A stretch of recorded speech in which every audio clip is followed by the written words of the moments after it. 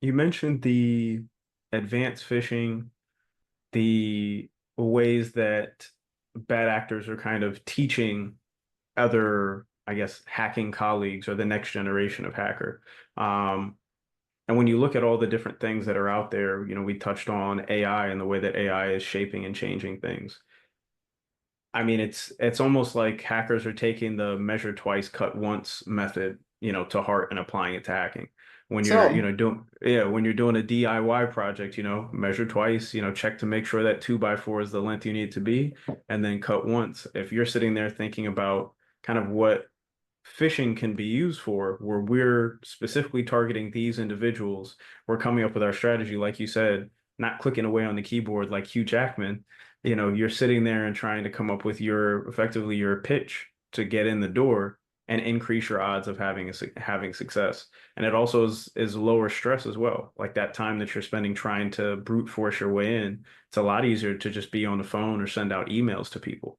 Mhm. Um, and I think that's one of those things that comes up commonly when we talk about protecting ourselves is that bad actors only need you to make one mistake, but you Yep. have to be perfect all the time, right? Correct. You can be 99% good when it comes to your cyber hygiene, catching the phishing email, asking all the important questions when someone calls you with some type of scam.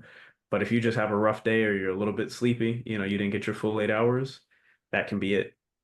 And it's not just about being perfect, right? We all Hmm. recognize that no one's perfect, and anyone who admits to or makes the claim that they are is lying to themselves, and everybody else Yeah. knows it.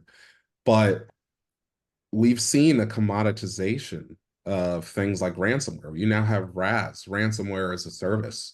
So Yep. you have folks who don't have to do nearly as much work to implement a campaign to go after a certain business or businesses or subset or vertical or what have you, education, for example, and they can simply buy a whole suite of tools to employ that campaign instead of having to come up with the coding themselves or putting the pieces together themselves. It's pre-built. They Yeah. can also go on the dark web to a data broker and buy credentials, right? So we have these breaches happening in the commercial sector. Banks, healthcare institutions have made major waves like Change Healthcare in the recent past, excuse me, Ascension.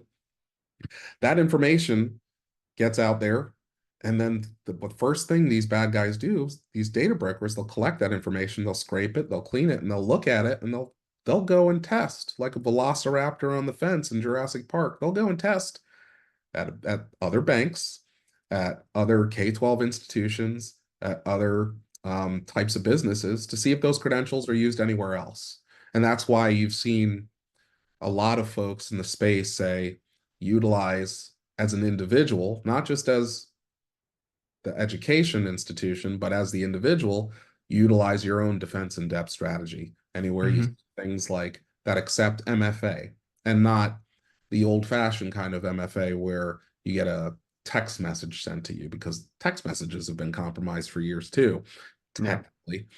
But use rolling key MFA. Um, so it's not just something you know, it's also something you have in the environment. And that defense in depth strategy will allow you to be not as slow as the slowest person running away from the bear. So to Yeah. Yeah.